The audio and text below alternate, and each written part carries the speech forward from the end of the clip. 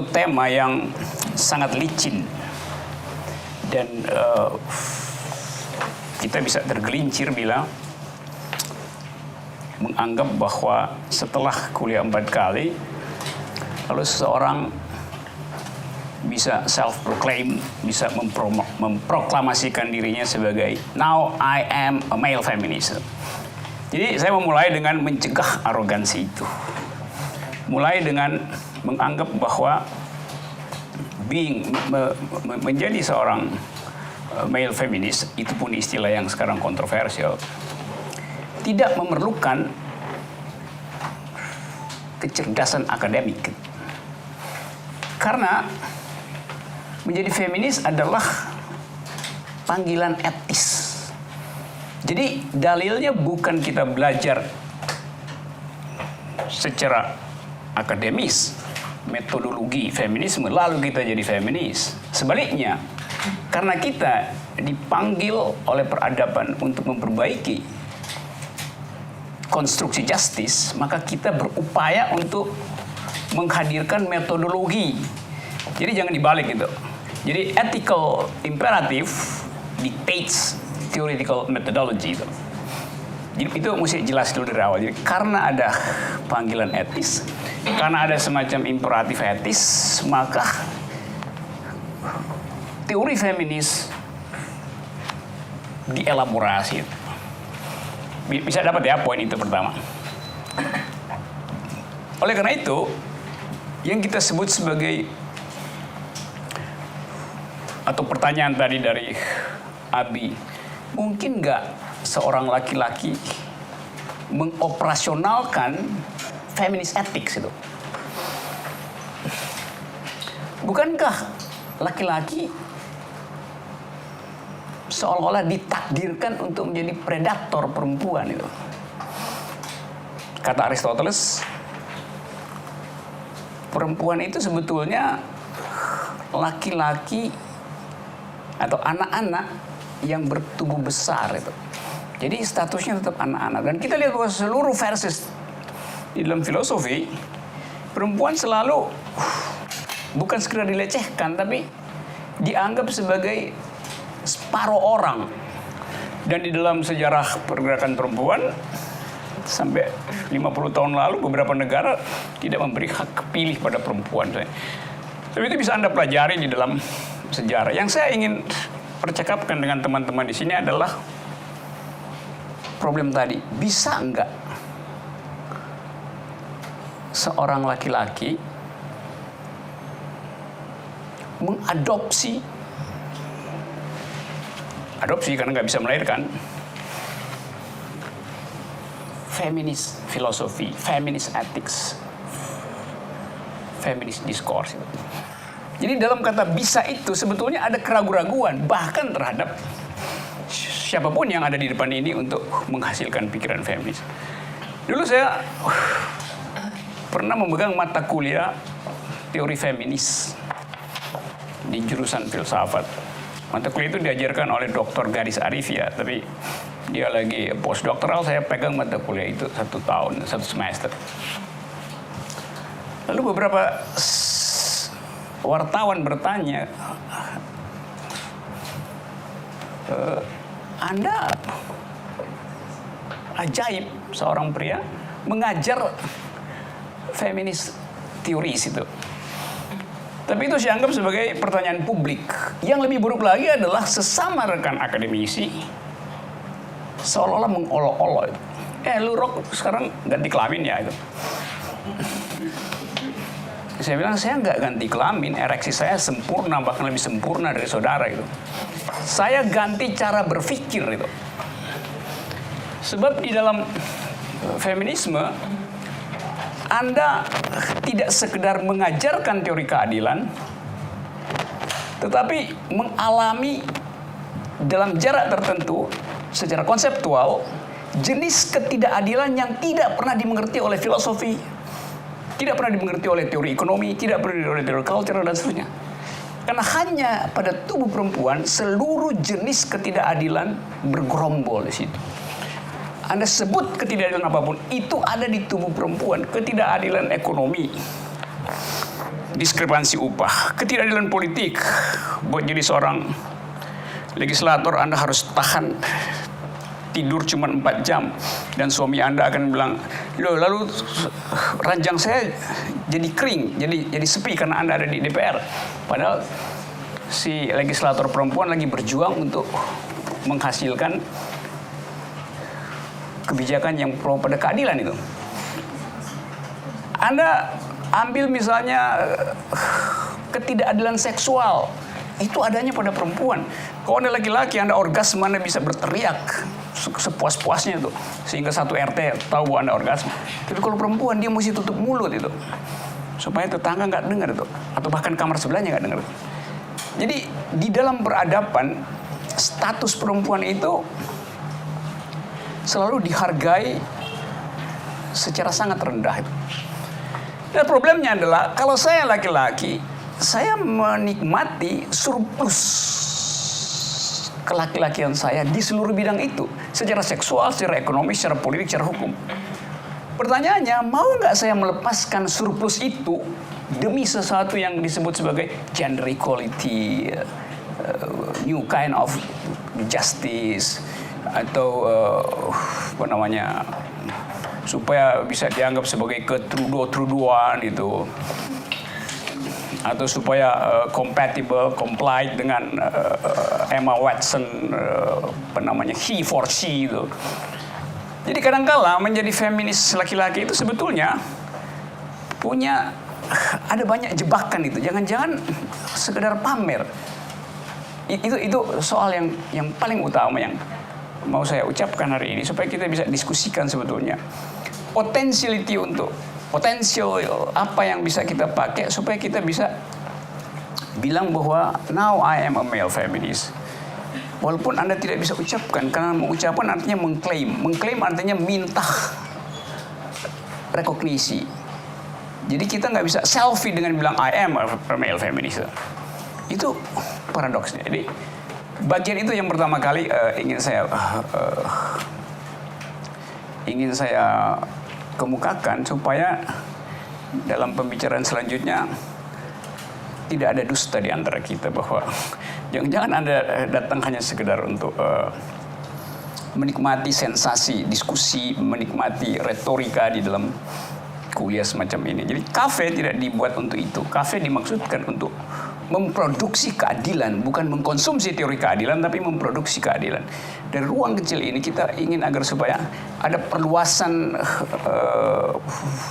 gaung, bahwa ada sekelompok orang yang terus memikirkan jenis keadilan yang jauh lebih penting daripada soal YouTube-nya Kaisang, jauh lebih penting dari tibanya presiden pakai kijang ke Turki. Karena cuma kijang yang muat banyak orang tuh, atau keluarga. Tentu itu soal publik yang bisa kita kritik. Tapi ada jenis problem yang panjangnya itu sepanjang peradaban, yaitu inequality, injustice terhadap perempuan. 25 abad perempuan itu dilecehkan oleh separuh umat manusia yang kebetulan bentuk kelaminnya adalah laki-laki itu. Jadi itu sudut pandang yang akan kita bicarakan. Nah, supaya kita bisa masuk di situ, coba kita mulai saya rubah sedikit cara kuliah hari ini. Dengan setiap orang memberi semacam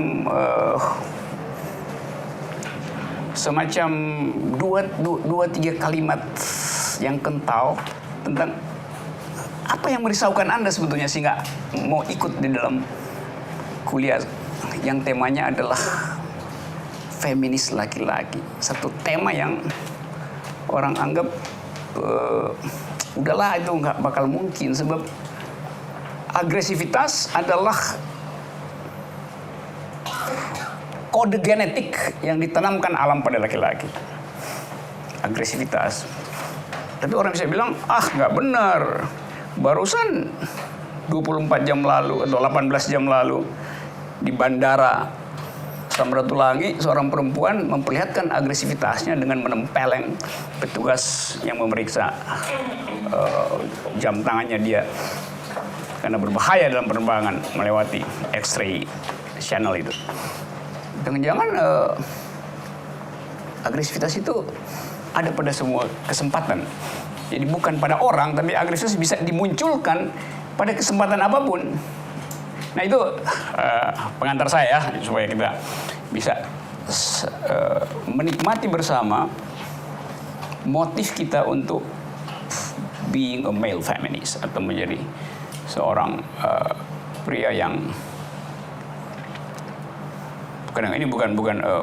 bukan pria menjadi feminin, tapi mengadopsi politik feminis dalam upaya untuk menghasilkan generasi baru, menghasilkan alam pikiran baru, memberi tempat pada sudut pandang feminis di dalam menganalisis masyarakat Indonesia, berupaya untuk mengadopsi perspektif feminis di dalam budgeting APBN, memberi sentuhan feminis pada retorika politik.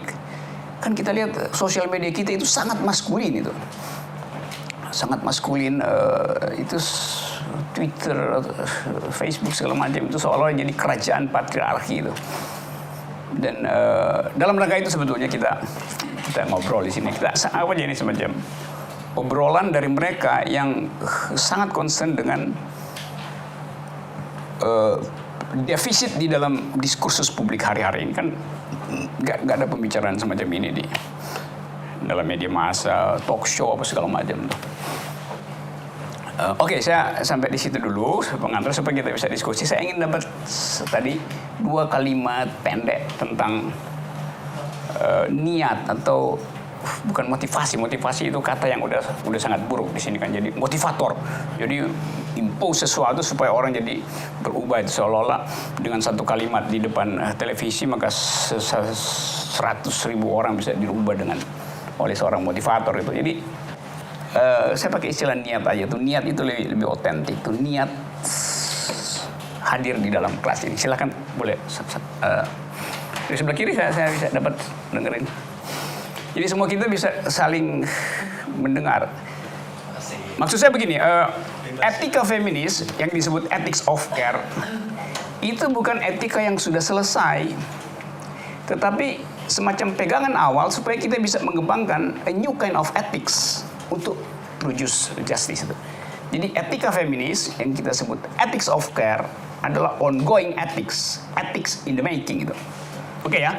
Supaya dia jadi lengkap nanti setiap orang di sini menyumbang kira-kira perspektifnya apa ya, atau tadi saya pakai niat saya apa, kerisauan saya dengan arogansi sebagai seorang laki-laki apa sebetulnya. Jadi kita harus bunuh diri kelas dulu baru kita bisa sedikit mencicipi atau sedikit mencium wangi dari the ethics of care itu. Walaupun mungkin juga banyak menipunya karena orang tadi hanya ingin dapat label bahwa dia sekarang feminis loh, ngerti segala macam supaya bisa tune in dengan global ideas itu. Do you speak feminism? Yes, I do speak feminism. Lalu besoknya dia gamparin pacarnya. Kan banyak kontroversi di situ. Oke, siapa yang mau mulai? Ya, boleh dapat dari kiri ya. Ini bagi saya adalah pria baru atau lelaki baru. Ada istilah baru kayaknya. Pria baru, itu aja menurut saya. Cukup, thank you. Nanti lebih jelasnya Mas Rocky. Pria baru atau baru-baru jadi pria tuh. Pria baru. Oke, ada.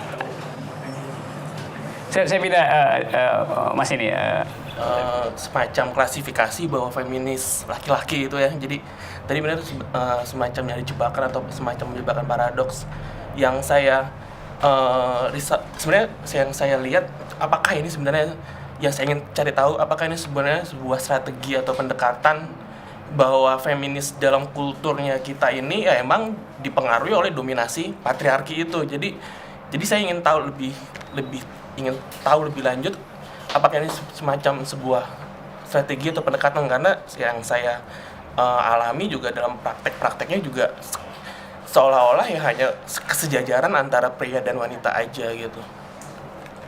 Jadi mungkin ini sebentuk cara pandangnya ya, mengubah untuk cara pandang. Oke, ya, oke, saya ngerti itu. Oke, ada lagi?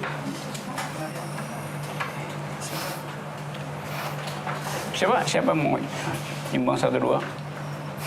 Oke, kalau nggak saya terus ya. Oke, saya dapat poinnya. Dua teman, yang satu berupaya untuk aproksimasi, artinya kira-kira sensornya kemana nih arahnya? Apakah ingin menjadikan tadi istilahnya laki-laki baru itu? Kalau itu yang lama ngapain aja itu? Atau apakah yang lama itu usang sehingga ya udahlah barang yang udah obsolete itu yang lama menyimpan status quo yang terlalu lama. Oke, jadi dia lebih tajam dia bahwa yang lama itu sebetulnya terjebak di dalam status quo itu. Maka diperlukan kanal untuk menghasilkan yang baru. Sehingga misalnya kemarin apa namanya Mars, apa namanya? Ya, apa namanya? Yang march di Washington itu apa namanya? International Women's Day ya. Oke. International Women's Day baru pertama kali atas inisiatif dari istri Trudeau ya.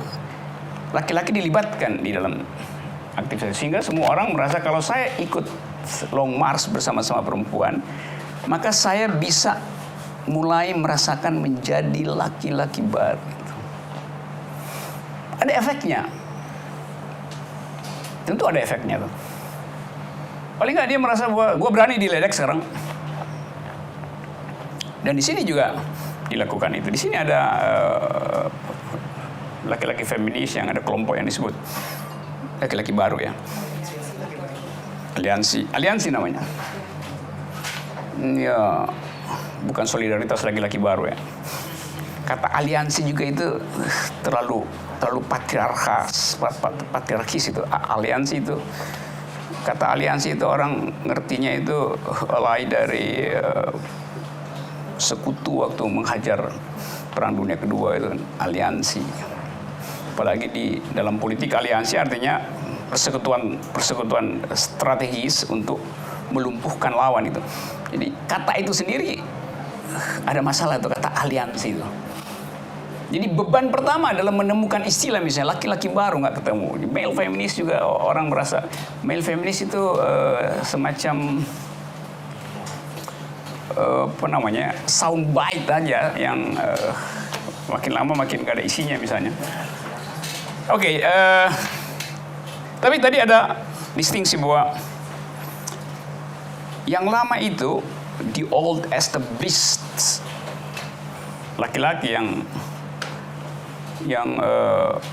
mungkin nggak sesuai lagi dengan arahan zaman sehingga ngapain sih jadi laki-laki dalam versi yang lama tadi sehingga dari laki-laki oke sampai di situ. Terus yang berikut menganggap bahwa dia lebih ingin mengetahui sebetulnya posisi dari feminis laki-laki di dalam teorisasi itu.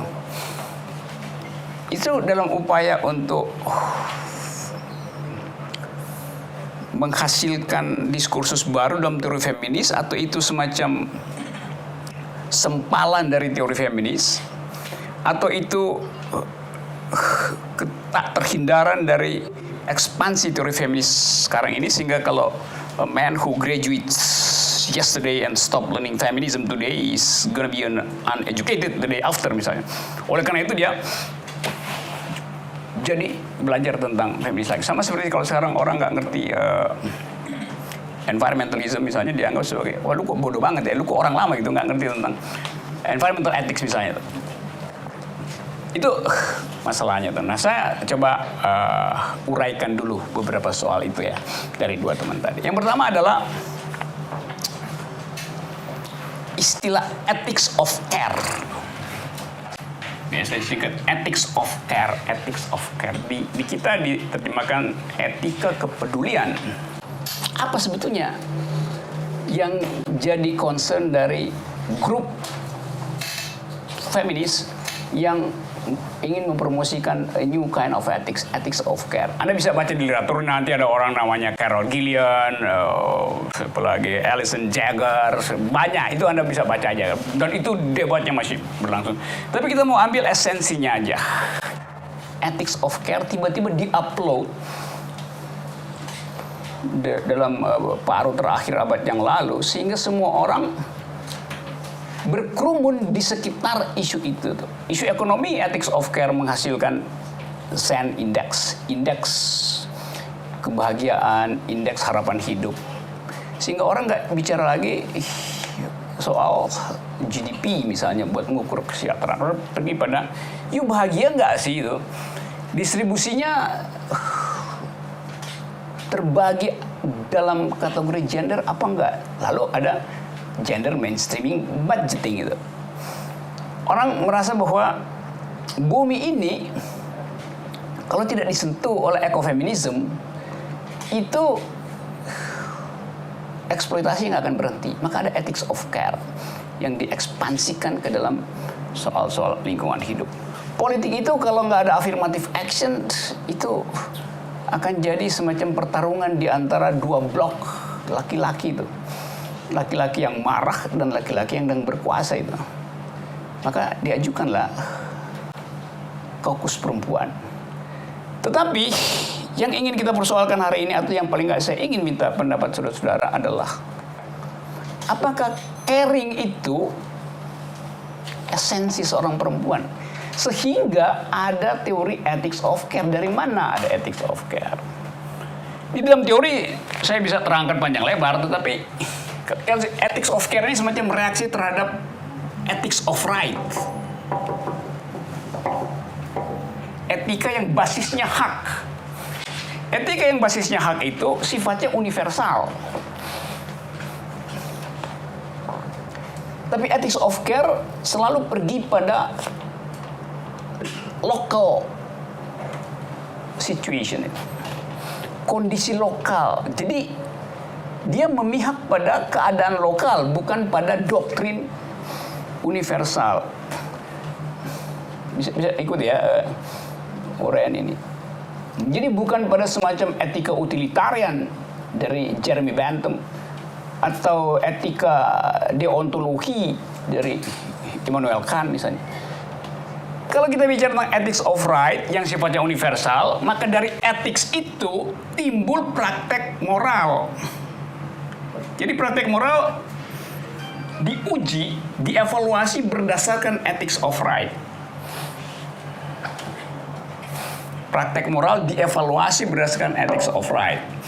Yang terkenal adalah utilitarianism, deontologi, itu bisa dibaca sendiri. Itu sangat itu teori. Ada prinsip-prinsip moral, ada prinsip-prinsip keadilan yang dengan itu kehidupan konkret ditakar, dievaluasi. Sebaliknya, ethics of care mulai dari problem injustice, problem inequality. Problem ini yang kemudian menghasilkan prinsip itu. Jadi terbalik ya cara lihatnya. Karena problem-problem ini dianggap tidak mungkin dipahami oleh ethics of right, karena ethics of right ditulis sebetulnya dengan perspektif virtue. Virtue itu artinya power dari laki-laki. Jadi ethics of right bias ke laki-lakian. Justice adalah bila ini. Iya, tapi justice bagi perempuan tidak datang dari abstraksi. Justice pada perempuan datang tiba karena dia mengalami injustice. Jadi jangan ajarin misalnya perempuan tentang teori ketidakadilan. Ya tiap hari dia mengalami itu. Jadi nggak perlu teori itu. Oleh karena itu perlu teori yang lain, sehingga ethics of care itu jadi semacam koreksi terhadap sifat ethics of right yang universal sekaligus patriarkis itu. Dari versi ini kemudian timbul berbagai macam praktek ethics feminis. Jadi ini dulu yang penting kita bedain, bahwa ethics of right menganggap moral itu universal, problem manusia itu universal, ethics of care menganggap bahwa respons terhadap problem itu tidak universal. Jadi ini merespons problem, yang ini mencari prinsip-prinsip abstrak. Sekarang kita bisa lihat bahwa ini selalu bersifat situated knowledge. Nah, ini agak teoritis, tapi ya oke, saya sebut aja istilahnya. Saya nggak akan masuk jauh ya, supaya kita nggak kehilangan kenikmatan untuk diskursus situated knowledge. Jadi pengetahuan perempuan itu berlokasi pada pengalamannya. Pengetahuan laki-laki berasal dari daya abstraksi. Pengetahuan selalu ingin dicarikan formula. Dalam ethics of right, dalam versi laki-laki lama tadi, pengetahuan selalu ingin mencari formula universal. Rasionalitas harus universal.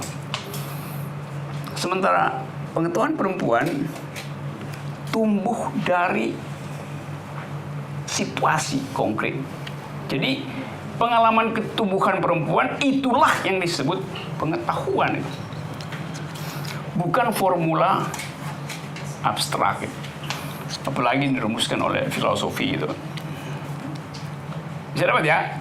Jadi samar-samar kita mengerti kenapa ada energi begitu besar pada kalangan feminis untuk produce new kind of ethics. Karena ini tadi kata teman kita tadi, Engel, ini adalah laki-laki lama. Kalau mau jadi laki-laki baru, main di sini dong gitu. Jangan lo main jadi anak sevel melulu. Jadi anak kafe dong gitu. Bisa dapat ya ide itu tuh. Buat mereka yang punya niat untuk menulis disertasi atau tesis tentu akan usuk literatur. Tapi saya mau, kecuali ada pertanyaan tentang teori, saya akan terangkan dengan cara saksama dan dalam tempo singkat-singkatnya. Oke, ini ada 2 soal. Sekarang saya balik pada pertanyaan tadi itu. Niat untuk menghasilkan new kind of ethics itu, a new kind of ethics, bukan sekedar a new ethics, tapi a new kind of ethics. Etik bukan etik baru, etik jenis baru itu. Itu tumbuh sampai ya buku Carol Gillian itu tahun 70 udah terbit. Judulnya apa ya? In a Different Voice itu. Justru karena dia menganggap bahwa tidak mungkin etika itu, kita tahu etika bukan etiket ya, etiket itu tata cara bergaul. Etika artinya prinsip-prinsip pengatur problem moral. Tidak mungkin etika itu dibuat sama antara laki-laki dan perempuan. Karena itu different voice itu. Voice perempuan itu lain dengan voice laki-laki. Sama sih, kalau saya lagi bicara, sebetulnya saya nggak pakai ethics of care. Karena saya berupaya untuk mengatur suara saya supaya terlihat utuh vokal itu. Saya berupaya untuk mengatur tata bahasa saya supaya kelihatan koheren. Supaya konsisten itu. Saya berupaya untuk mengucapkan kalimat secara logis. Jadi sekarang pun saya nggak jadi seorang feminis karena saya memakai bahasa laki-laki. Saya memakai grammar laki-laki. Saya memakai cara berpikir laki-laki. Saya berupaya supaya kalau Anda bertanya, saya harus bisa jawab. Dan jawaban itu harus benar-benar final itu. Itu semua kan arogansi kan? Jadi Anda bayangkan kesulitan untuk menjadi seorang feminis misalnya. Tetap ada di momen ini ketika saya sedang mengajar tentang teori feminis misalnya. Karena itu misalnya seorang penganjur ethics of care, Bell Hooks misalnya. Nama orang itu Bell Hooks. Kalau dia menulis, Bell Hooks ini namanya tuh. Nanti editornya ganti, ini B dia bikin Bell. Kok salah ini paling typo nih, typo. Mestinya Bell dong. Karena standar penulisan nama itu B-nya mesti besar, kapital namanya. Nah si feminis ini marah, dia bilang, iya gua ganti nama gua B karena B besar itu patriarkis.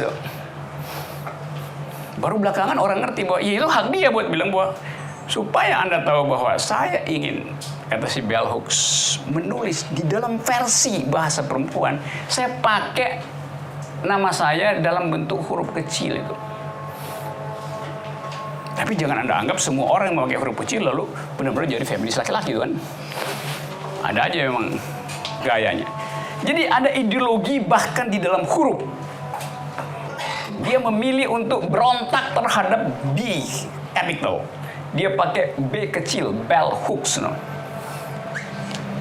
Rumusnya kan begitu, kan? Nggak mau dia. Jadi sejauh itu perkembangan ethics of care, yaitu berupaya untuk mengambil, bukan konfrontasi, tapi mengambil inisiatif untuk menjadi otentik dengan menyusun sendiri jalan pikiran, yaitu jalan pikiran feminis. Di Prancis, upaya itu dilakukan secara sungguh-sungguh oleh sekelompok yang memakai nama Psyche et Politique itu.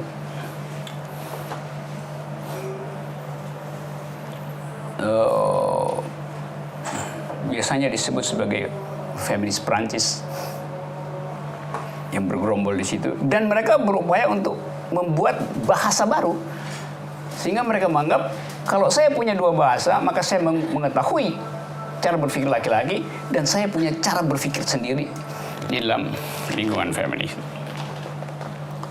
Hélène Cixous. Siapa lagi?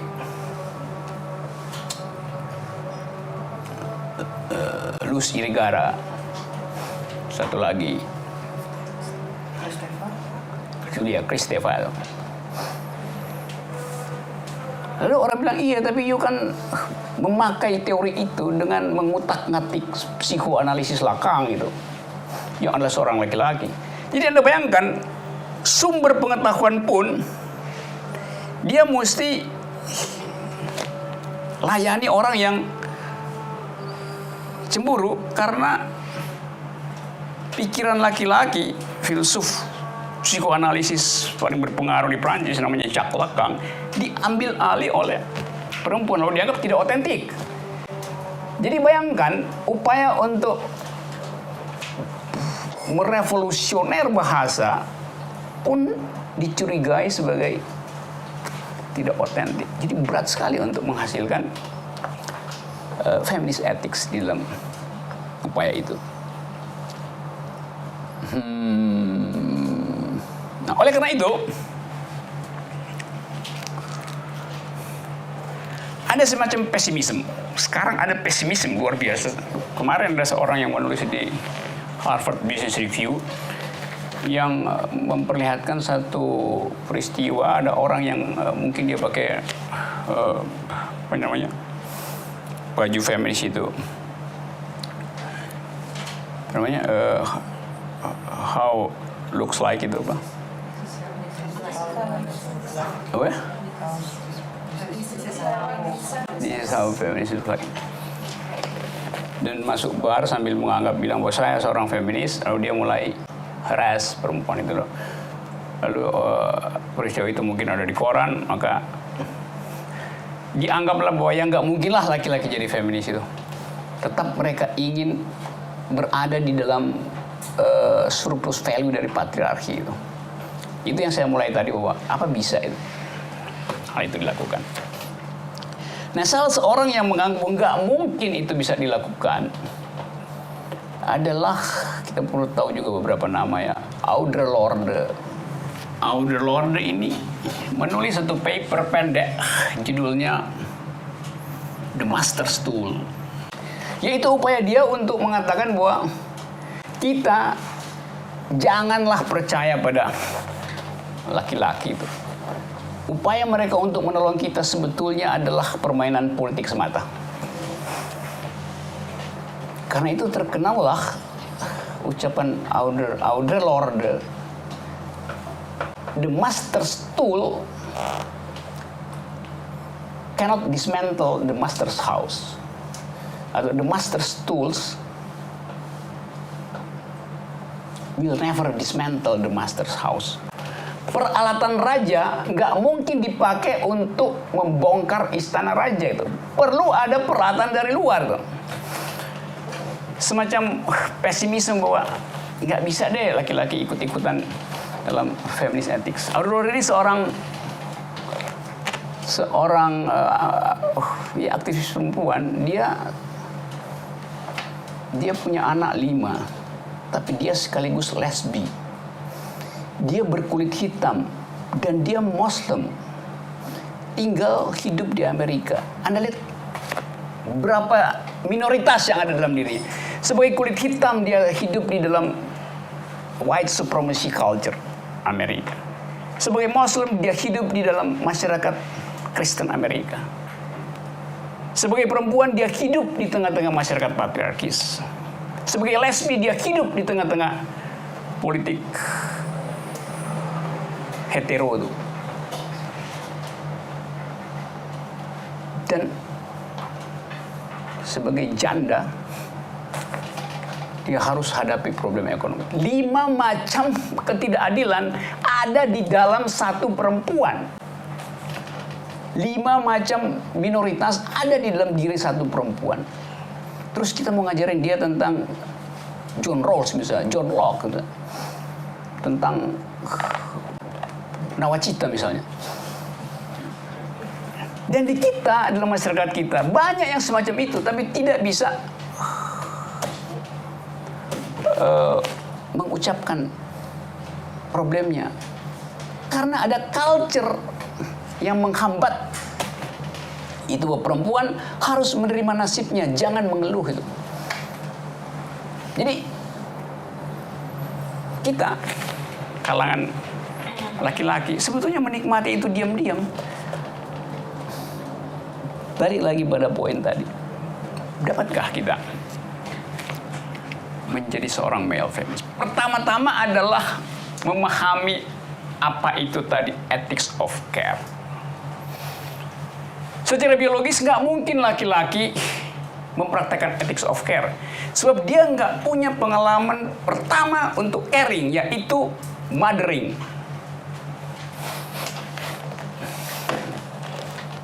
Gimana you mau care kalau you nggak pernah tahu cara membagi diri lu dengan bayi lu misalnya.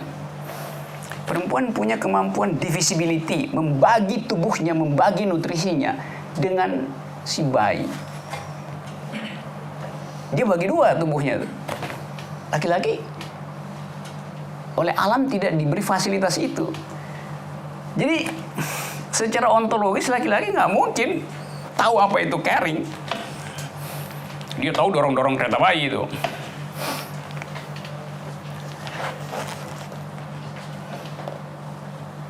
Tetapi tadi saya katakan, niat kita apa itu? Kalau caring itu kita anggap sebagai hanya khas perempuan, maka berhenti seluruh upaya untuk menghasilkan justice. Ini soal yang saya sebut tadi. Gampang kita bicara, kita ucapin ethics of care itu. Saya bisa nulis, Anda bisa nulis di semua koran tentang ethics of care, bisa bikin disertasi tentang ethics of care. Tetapi pertanyaan ontologisnya adalah caring itu melekat hanya pada pengalaman care. Dia bukan teori.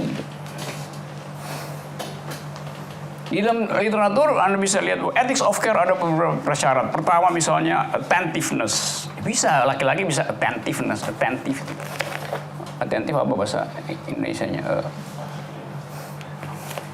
Apa ya? Peduli gitu ya, Bang. Attentive. Apa bahasa Indonesia? Attentive ya. Attentive. Iya, penuh perhatian ya.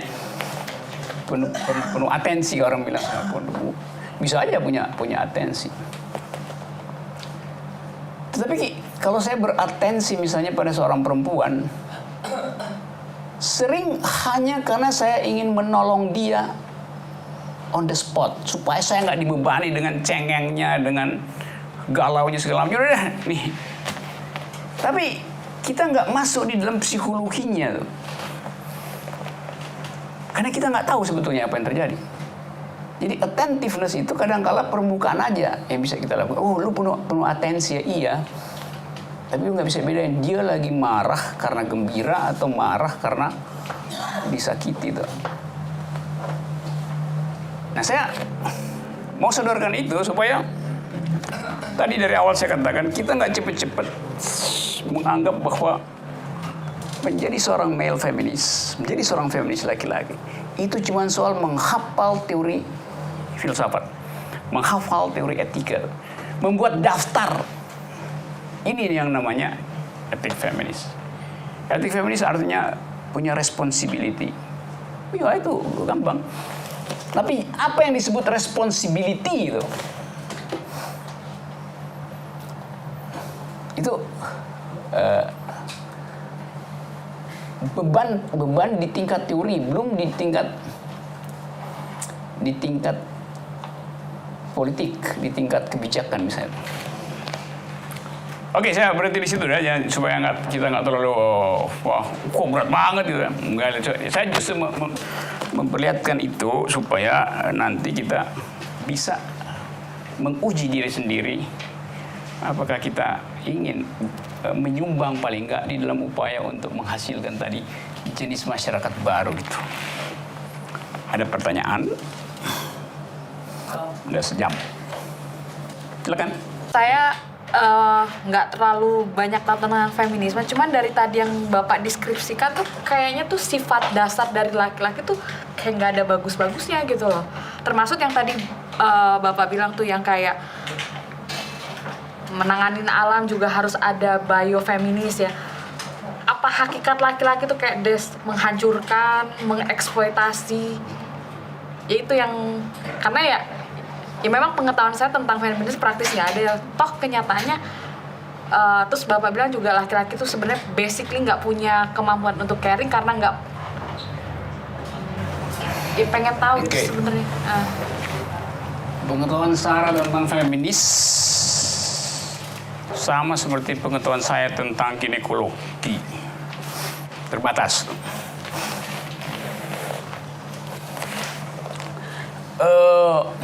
Kalau seorang perempuan hamil, logika saya mengatakan bayi itu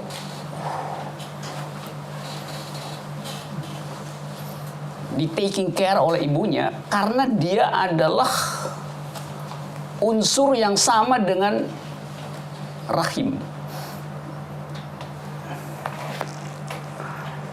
Bayi dan rahim itu satu kompleks. Karena itu suhu si bayi bisa diketahui melalui suhu ibunya. Detak jantung si bayi juga bisa diketahui melalui detak jantung ibunya tuh. Kan dia ada di dalamnya kan, sama kan? Misalnya secara fisika kalau dia lain, itu frekuensinya tabrakan lalu menimbulkan gelombang aneh tuh. Kan mesti ritmenya sama kan, ritme biologi si ibu dan ritme biologi si bayi di dalam kandungan harusnya sama. Ritme psikisnya harusnya sama tuh. Kalau di istilah kedokteran palpasi ya.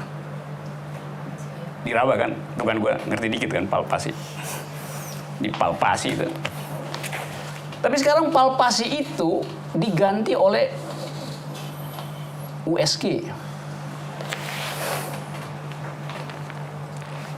Yang tadi natural, saya mau ketahui kondisi janin, saya palpasi janin itu. Sebetulnya ibunya bisa palpasi sendiri. Tapi dokter bilang, saya punya keahlian, saya palpasi, oke. Lalu teknologi meningkat. Ada USG itu, ultrasonografinya. Pada waktu USG masuk ke dalam rahim, maka terjadilah diferensiasi. Iya, waktu USG masuk ke dalam rahim, kan dia mesti masuk dalam rahim kan? Bisa dari atas, bisa dari Iya, itu kelihatannya di situ. Tetapi kan sensornya mesti tiba di rahim. That's what I mean. Jadi waktu USG atau lebih gampangnya, waktu ultrasoundnya masuk ke rahim, lebih teknisnya begitu kan. Sehingga kita nggak bayangin USG-nya masuk ke dalam rahim kan. Waktu ultrasonografinya itu masuk ke dalam rahim, ada pantul balik gelombang ke dalamnya. Maka dianalisislah di mesinnya itu kan. Dengan kata lain, ada intervensi dari teknologi ke dalam rahim itu. Dan intervensi itu didasarkan pada pengetahuan laki-laki loh. Dulu ginekolog itu di UI itu harus laki-laki.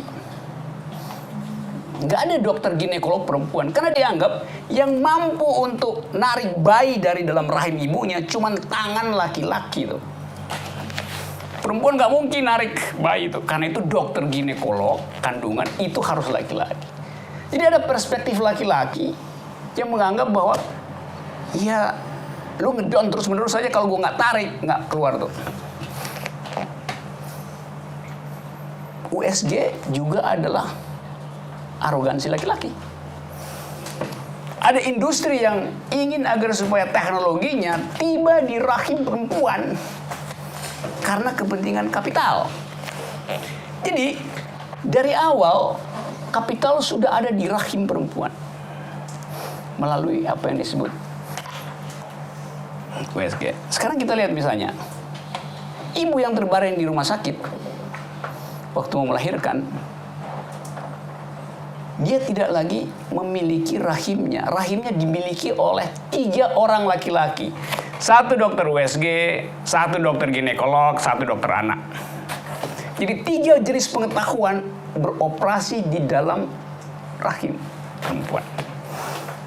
Secara filosofis, kalau kita bikin analisis radikal, artinya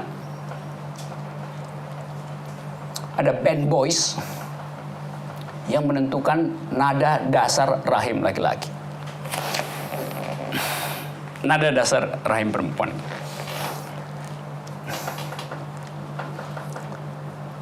Sekarang kita lanjutkan. Bayinya lahir.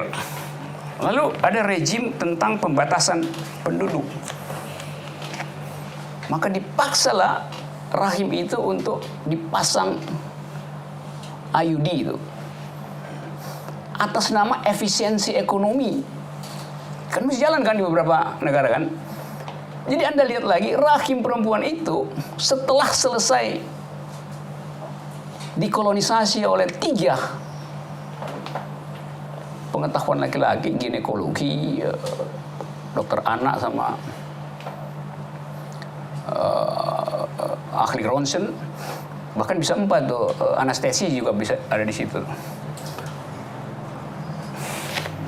Rahim itu pindah pada rahim politik, pindah ke dalam rahim negara. Negara akan ngatur rahimnya tuh. Bahwa rahim ini hanya boleh menghasilkan 2 anak. Itu aturan politik.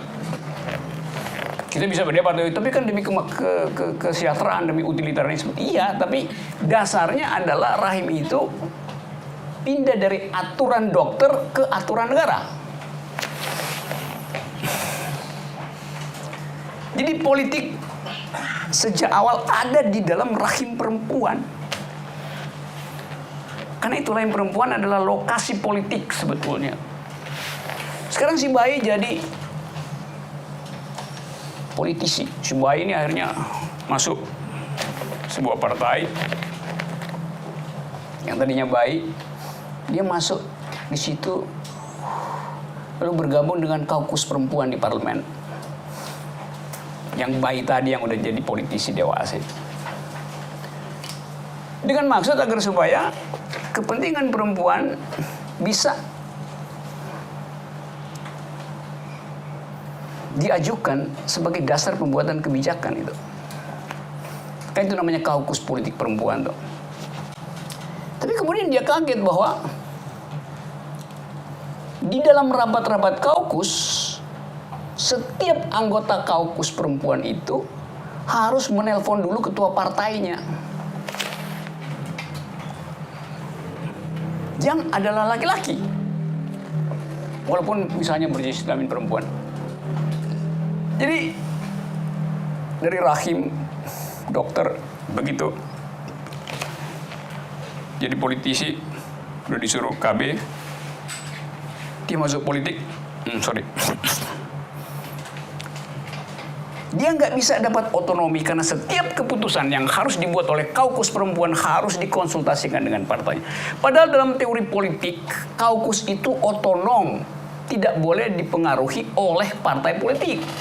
Justru kepentingan itu yang menghasilkan otentisitas dari sebuah kaukus. Kaukus perempuan mengolah kasus perempuan lepas dari mandat politik partai. Kalau kita beradab menghargai apa yang disebut kokes itu, nggak terjadi. Kembali Anda lihat politik bahkan masuk ketika si perempuan yang tadinya bayi udah jadi politisi tuh. Kalau dia pulang malam, rumahnya di Tangerang, maka dia akan ditangkap oleh aparat karena dianggap sebagai pelacur pulang di jam 2 malam itu. Karena ada perda moralitas di Tangerang. Jadi Anda lihat dari bayi sampai dia jadi politisi, bahkan mau masuk rumahnya sendiri jam 2 malam, dia diatur oleh moralitas laki-laki. Kalau laki-laki nggak ada yang disebut cabo laki-laki, nggak ada. Yang adanya perempuan yang disebut cabo ke pulang jam 2 malam kan. Jadi kita lihat bahwa rentetan injustice itu ada sejak dari rahim lalu pergi ke dalam policy negara. Itulah genealogi dari keperempuanan. Dan itu yang berbasis pada ethics of right, dievaluasi oleh ethics of right, itu ethics yang universal. Jadi situasi keperempuanan tidak dipahami oleh ethics of right yang bertendensi abstrak, berorientasi universal itu. Oleh karena itu, di dalam ethics of care ada suasana situated knowledge yang dipraktekkan untuk menghasilkan prinsip. Saya ulangi lagi tadi ya. Di dalam ethics of right, udah ada prinsipnya, maka dievaluasilah moralitas. Dalam ethics of care, sebaliknya. Situasi khusus ini yang kemudian menghasilkan kesepakatan etik. Dapat poin itu? Bisa dapat ya? Kontras itu tadi. Dokter Sarah itu. Tentu kita bisa berbantah, iya tapi kan USG mempermudah. Iya, dengan sendirinya, tapi kalau kita bikin cost benefit analysis, sebetulnya juga tidak, karena akhirnya ada ketergantungan terhadap perkembangan teknologi itu. Maka si ibu akan bilang, iya tapi saya jangan di rumah sakit B deh.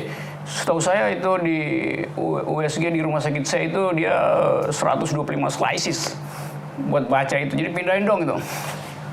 Padahal yang diperlukan mungkin cuman termometer buat mengukur suhu bayi. Tetapi sensasi teknologi dibuat sedemikian rupa sehingga seolah-olah tidak lengkap bila tidak comply dengan the latest IT itu. Lalu kemudian kita bilang, ya ternyata nggak benar. Kan sama dengan kasus kolesterol yang kemudian oleh pemerintah Amerika mengatakan bahwa sejak 2 bulan lalu kolesterol bukan penyakit. Jadi makan aja daging sebanyak-banyaknya. Yang bikin kolesterol itu penyakit bila kolesterol itu diikat oleh glukosa, oleh gula. Maka dia jadi apa namanya? Jadi membeku, menghambat, karena semua gula pasti membuat semua kimia yang diikat oleh gula itu langsung jadi kristal itu.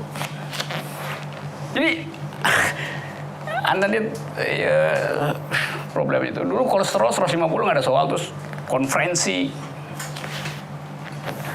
masyarakat kesehatan dunia nentuin bahwa enggak, kolesterol harus di bawah 150, harus di bawah 150. Dulu 400 nggak ada soal. Terus jadi kita lihat bahwa kesehatan kita pun ditentukan oleh seminar kecil di sebuah universitas misalnya. Kan dia bisa tentuin sendiri kan. sehatannya segini. Jadi silahkan makan daging sebanyak-banyaknya, tapi kurangi gula itu. Udah dicabut kan oleh Amerika ini nggak ada. Jadi obat kolesterol ya kalau lu nggak makan gula lu nggak apa-apa. Karena mau kolesterol 400, 700 nggak ada soal. Yang penting gulanya rendah gitu. Ada orang dengan kolesterol 400 biasa aja hidupnya. Apalagi kalau naik gunung. Gitu. Jadi kita lihat sebetulnya deceiving pemalsuan dari industri. Industri itu dikendalikan oleh sistem patriarki. Dari awal industri adalah patriarkis itu. Ya kita bisa sebut beberapa yang pengecualian, misalnya body shop misalnya karena ada. Ya, tapi tetap segala macam, Pak. Oke, ada soal lain. Dapat ya poin tadi ya. Silakan. Jadi jika case-nya seorang seorang laki-laki straight yang mengadopsi newborn baby. Nah, di sini saya ingin nanya, apakah si laki-laki ini sudah dapat dikatakan dia dekat atau at least sudah mengexerciskan ethics of care tadi? Maksud saya di sini dia sudah menjalankan fungsi motherhood yang seharusnya seorang perempuan jalankan kan? Atau case lainnya adalah sepasang gay yang memang mereka mengadopsi anak. Karena tadi saya juga sempat bingung apakah memang hanya perempuan yang akan bisa menjalankan ethics of care ini. Bagaimana dengan laki-laki yang memang secara tulus ingin menjalankan hal itu? Iya itu tadi saya katakan kalau kita lihat dari segi ini ethics of right, yaitu rights-nya dia. Di sini belum ada, tapi di beberapa negara terakhir di mana yang di ini Vietnam apa yang Jerman kayak itu, Taiwan ya, iya ini Taiwan. Itu ethics of right.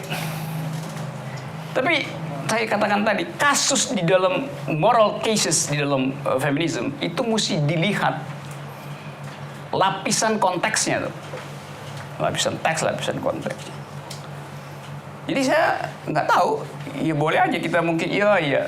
Ya tapi mungkin dia tahu bahwa dia mau investasi pada si bayi itu. Ya care, ya nggak tahu Bu, mungkin bukan itu care-nya. Dia care atas harta bendanya. Kalau dia punah nanti, harta bendanya tiba kemana tuh. Oleh karena itu dia adopsi anak. Jadi kita mesti hitung itu. Orang yang menghitung harta benda mau kemana itu utilitarian ethics, bukan ethics of care. Motif di depan talk show adalah dua laki-laki adopsi anak untuk memperlihatkan ethics of care. Kita nggak tahu.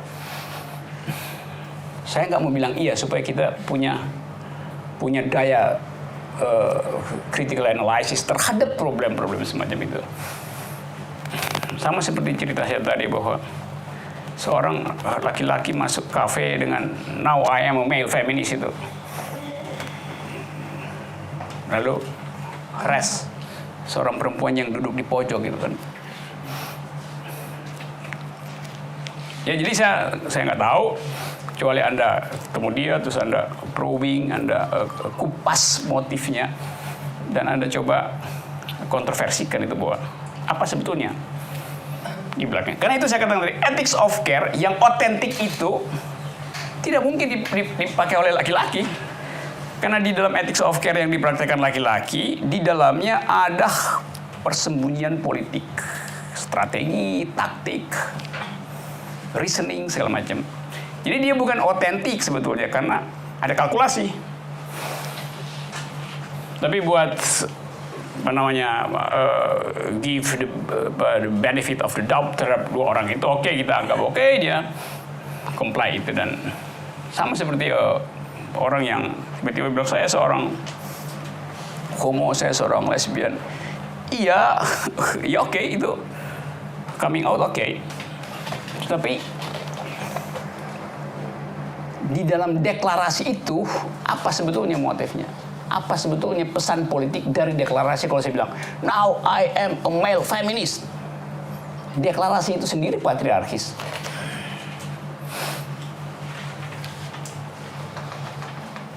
Bagian akhir nanti kita coba rapikan ya. Saya masih sodorin kontroversi aja dari tadi tuh. Supaya kita tidak cepat-cepat ingin mengkonsumsi feminist ethics. Karena justru nanti jadi palsu itu, jadi show off aja. Baik laki-laki maupun perempuan. Nah, yang saya maksud tadi, saya awali tadi yang lambat. Kafe itu bukan untuk menghasilkan seorang analis, tapi seorang etikus.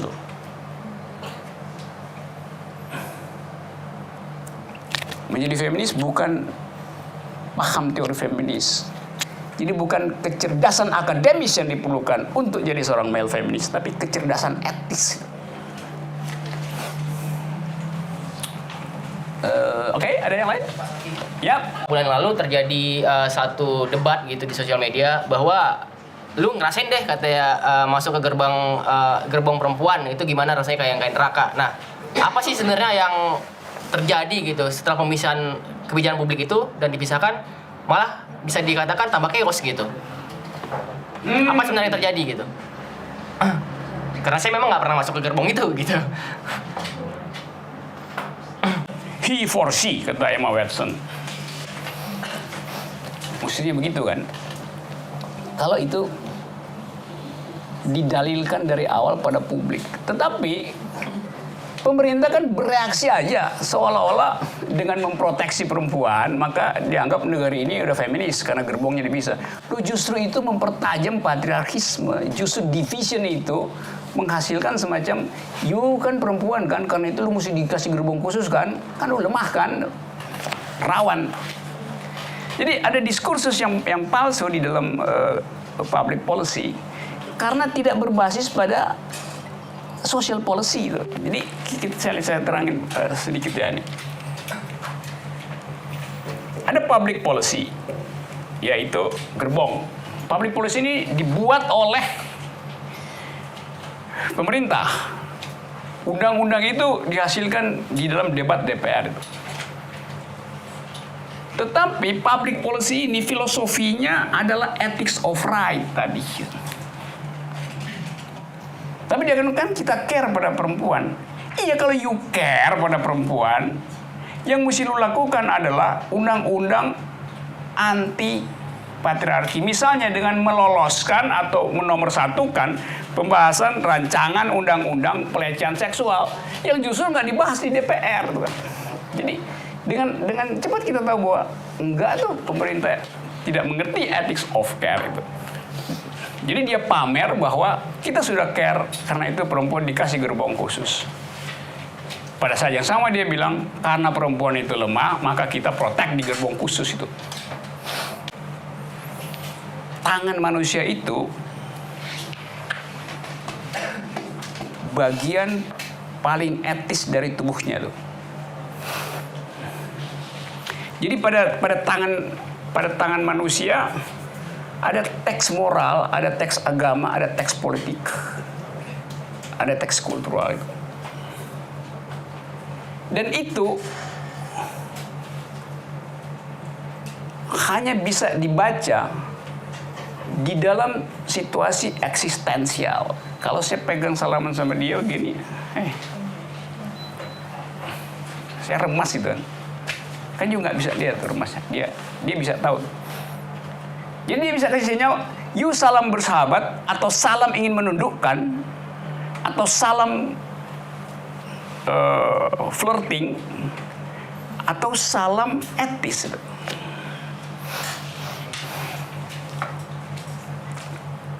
Kan itu disebut salaman.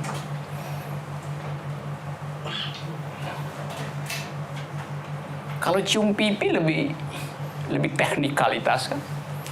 Tek tek tek. Kecuali lu berbisik sesuatu tuh. Tapi salam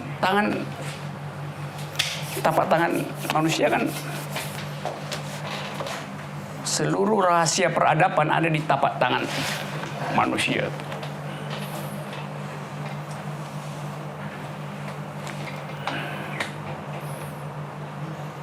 Lain kali saya kasih kuliah Paul Mistry di sini. Gitu ya. Jadi ya oke, dia si karena kok salaman iya, tapi si perempuan merasa salaman Anda itu hangat patriarkis itu. Itu misalnya. Tapi kalau salam hangat iya, tapi hangat patriarkis itu. Hangat nipu maksudnya. Kalau modus masih dianggap ada lucu-lucuan nih. Jadi hati-hati ya, ada salaman patriarkis, ada salaman akademis, ada salaman politis. Kalau salaman politis, itu urusan sama KPK itu. Salam tempel namanya. Ada yang lain. Ya. Tadi kan kalau dijabarkan itu agak susah ya, maksudnya lelaki yang zaman dulu terus kemudian lelaki yang baru gitu. Nah kemudian mungkin nggak sih si lelaki baru ini di recycle jadi lelaki yang lama itu jadi recycle jadi lelaki baru tuh, dan gimana cara mendekonstruksi pikiran-pikiran patriarki yang ada dalam dirinya? Itu menantang. Itu sebetulnya itu nggak boleh ditanyakan gitu. Sebab kalau ditanyakan dan saya bisa jawab, seolah ada formula nanti itu hanya bisa dipahami oleh mereka yang jadi itu semacam tadi saya sebut deteksi aja, deteksi. Ya bisa kita bikin syarat misalnya supaya tadi saya sebut ethic of care itu beroperasi, maka syaratnya mesti ada attentiveness, mesti ada responsibility, mesti ada integrity, mesti ada competence segala macam. Bisa kita buat list of the ethic of care. Tapi orang bisa milih tuh. Yang kita sebut attentiveness, responsibility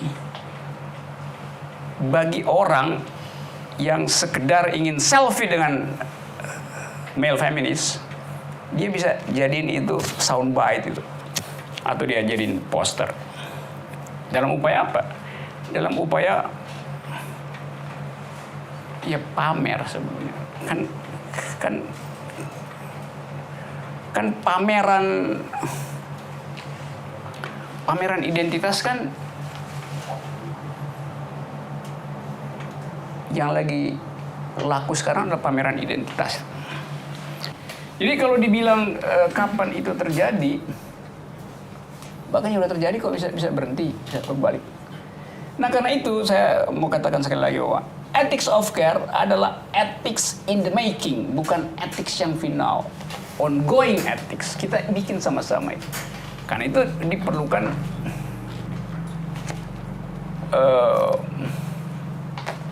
katalisator, ada semacam untuk membantu supaya chemistry-nya itu well mixed gitu. Nah, katalisator itu misalnya ya kayak di sini nih, kafe itu adalah katalisator. Supaya sama-sama kita tahu bahwa kita lagi bergerak di dalam satu tahapan sejarah di mana ethics of care itu kendati masih diproblematikan, tetap berstatus produktif dibanding ethics yang lain. Jadi ethics of care itu lebih mudah untuk memproduksi keadilan daripada ethics of right. Tapi saya katakan tadi ethics of care di dalamnya juga ada persoalan, banyak macam-macam persoalan di dalamnya. Tapi hanya itu the only game in town now itu. Kan nggak ada lain kan yang kita ada ethics. Ya, ethics of right itu adalah reputasi politik negara. Ada morality yang basisnya adalah teokrasi, itu nggak kompatibel. Coba kita lihat lebih bird's eye view gitu ya dari atas itu. Kondisi-kondisi di dalam masyarakat kita.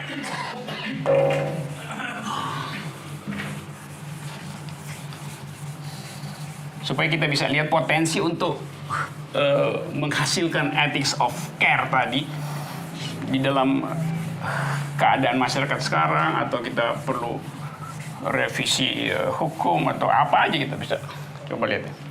Kalau masyarakat itu kita lihat secara ideologis, ada masyarakat yang sekuler itu ada masyarakat yang teokratis. Selalu dalam sejarah ini ada terus itu. Bukan negara ya, saya bilang kondisi masyarakat yang ingin agar supaya soal-soal akhirat dipisah dengan soal politik. Ada yang menganggap bahwa politik dan akhirat itu harus nyatu. Sekuler, teokratis. Ada masyarakat yang plural, ada yang monolitik gitu. Bisa dapat ya istilah-istilah ini.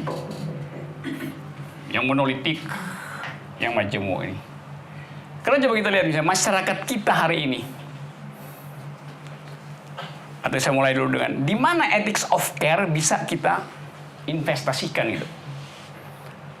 Di dalam lahan mana kita bisa menginvestasikan ethics of care. Ethics of right, genealoginya adalah perintah Tuhan.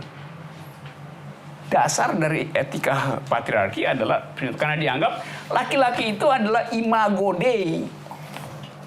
Apa namanya itu imago Dei? Citra dari Tuhan. Karena itu semua orang mengasumsikan Tuhan itu laki-laki. Jadi etika patriarki itu dasarnya adalah di sini nih etika laki-laki itu.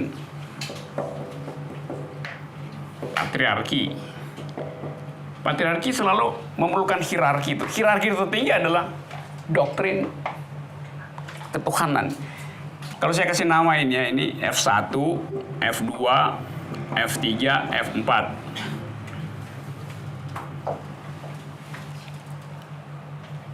Dia ada di F5, F4 nih. Etika patriarki itu. Dasar paling fundamental adalah teokrasi itu.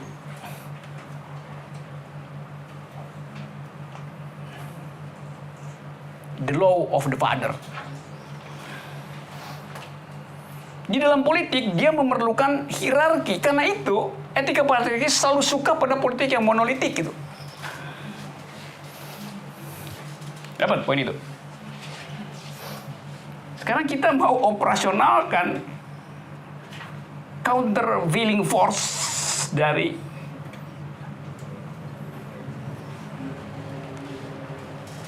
gerombolan ini. Dari kartel laki-laki ini, kartel politik laki-laki. Kita mau kasih semacam balancing force-nya. Atau bahkan countervailing force-nya. Kontra etiknya itu. Kita sebut tadi ethics of care. Dengan dalam kurung ethics of care masih ada persoalan. Oke, tapi kita hanya bisa memakai istilah itu sekarang. Ada yang pakai istilah care focused ethics. Tapi sumbernya tetap sama. Diskusi di dalam ethics of care itu. Kalau kita mau kemajemukan misalnya, kita nggak mungkin minta kemajemukan itu dari sistem teokratis. Sistem teokratis dengan sendirinya hierarkis. Kita bisa pindah ke sini, plural, ethics of care. Iya, plural kita ingin, tapi tetap ada variabel teokratis. Kita mau pindah ke sini, sekuler, terpisah. Iya, tapi ada monolitik. Ya, kita cuma bisa mengoperasionalkan ethics of care itu di dalam F2 Feminist 2.0 itu. Jadi kita cuma bisa bikin ethics of care itu produktif bila dia bekerja di dalam sistem kebudayaan dan sistem politik di sini, di mana society-nya plural, ideologinya adalah non-teokratis. Sekarang pertanyaannya, kompatibel nggak ini dengan kondisi masyarakat sekarang?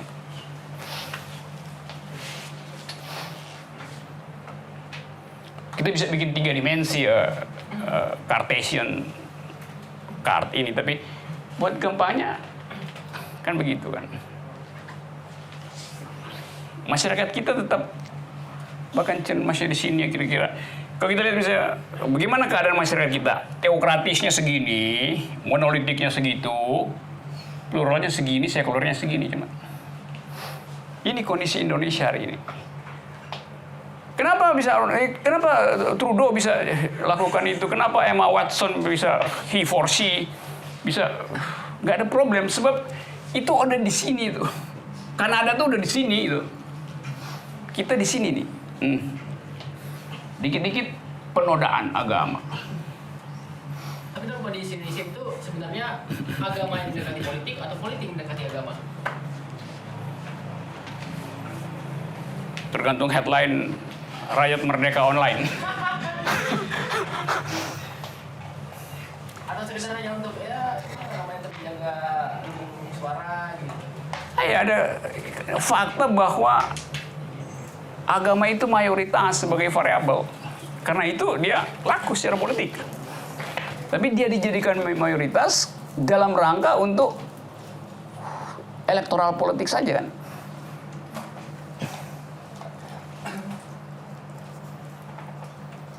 Coba kita analisis ya ini. Ini kita ada di sini. Ini kafe nih. Kafe maudinya di sini nih. Kafe Abi Gina Kafe AG. Sementara keadaan hari ini per hari ini kira-kira begini nih. Jadi kita mesti naikin ini pelan-pelan, ini geser sini pelan-pelan. Jadi ada energi untuk bikin itu makin sempit, bikin itu makin sempit. Atau langkah alternatif, ini diekspansi ke situ, ini diekspansi ke situ. Pertanyaannya, sanggup nggak 27 orang di ruangan ini berargumen, minimal berargumen dulu secara tajam untuk meyakinkan bahwa ethics of care hanya bisa blossom di dalam kebun bunga yang plural dan sekuler. Begitu juga pakai kata sekuler, langsung ateis, kafir. Jadi istilah itu pun orang nggak ngerti, wah. Orang yang paling beragama pasti sekuler, karena dia bisa bedain antara civitas terrena dan civitas Dei, antara kerajaan Tuhan dan kerajaan pemilu. Jadi Anda bayangin misalnya, Anda keluar dari ruangan ini, bilang, I am a male feminist. Terus Anda bilang, iya tapi mau kemana? Ya di sini tempatnya. Paksa Anda ngumpet. Menunggu cuaca. Laporan cuaca dari BMKG itu. Oh cuacanya udah. Lapangan F2 agak lenggang, silakan mendarat itu. Baru mau landing tiba-tiba naik lagi. Kenapa? Ada serombongan yang datang ke bandara dan ngamuk-ngamuk. Itu dalilnya. Tetapi saya katakan tadi, energi itu harus lebih besar dari kecemasan kita terhadap keadaan. Kalau enggak, ini jadi kuliah doang, bukan aktivitas transformatif itu. Padahal male feminist artinya mentransformasikan tadi dari yang the old established pergi pada the new kind of laki-laki.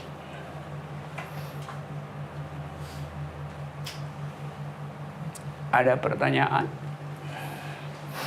Ini berat ya, tapi oke, saya lebih baik jangan ada dusta di antara kita tuh. Mending saya kasih tahu masalahnya supaya kita tahu situasi medannya begitu kira-kira. Lagi manjat tiba-tiba, avalanche, guling saya, mesti bangun lagi.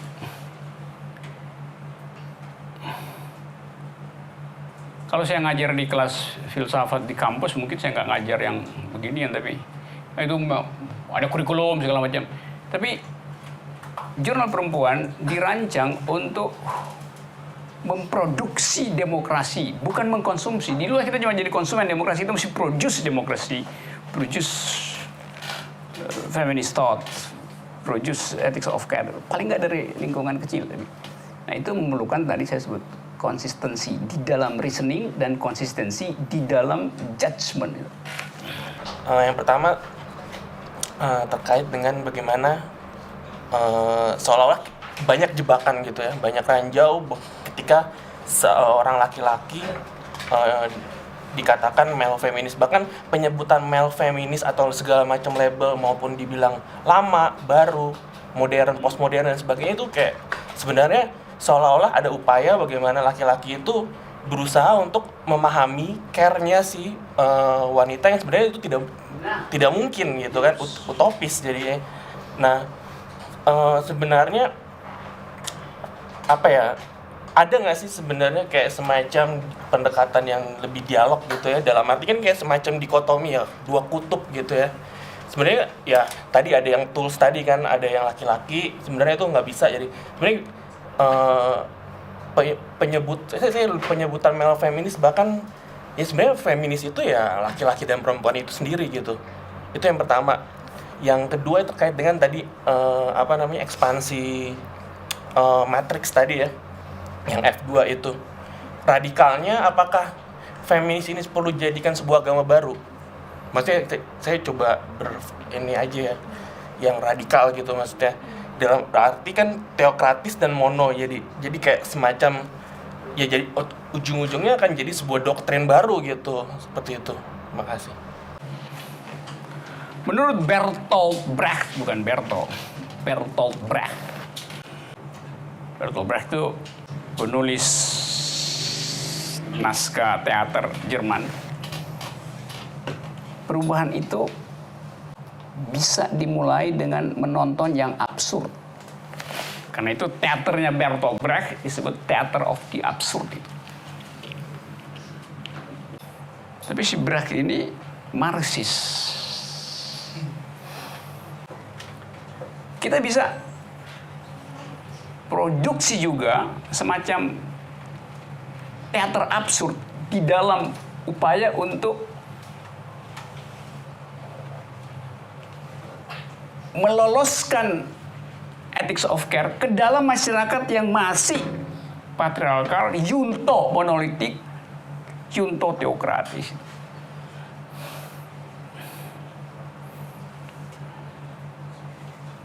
Kalau kita bisa misalnya memperlihatkan absurditas dari keadaan ini, orang bisa bilang oke, kalau begitu ada alternatif.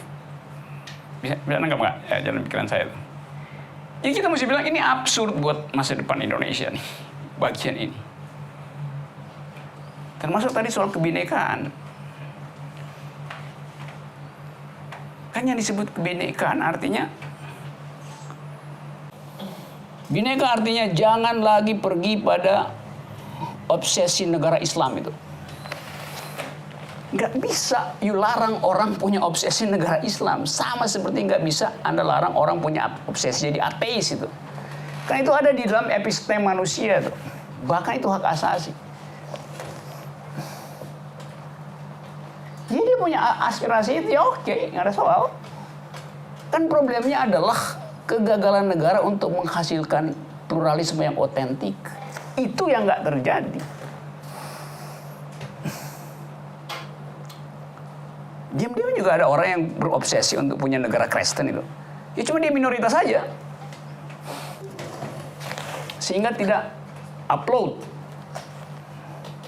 Diam-diam ada yang berobsesi untuk negara ini sebenarnya tidak punya agama itu. Apa yang salah di dalam obsesi itu? Bahkan negeri ini dari awal merdeka sudah dihuni oleh obsesi-obsesi ideologis itu. Syariat Islam itu adalah bagian dari perdebatan di dalam Pancasila.